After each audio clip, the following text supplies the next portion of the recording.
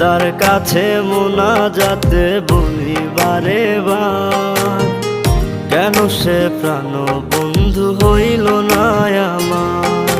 খোদার কাছে মোনাজাতে বলি বারে বার, কেন সে প্রাণ বন্ধু হইল না আমার।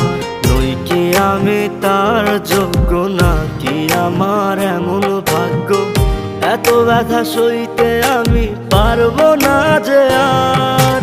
খোদার কাছে মোনাজাতে বলি বারে বার, কেন সে প্রাণ বন্ধু হইল না আমার।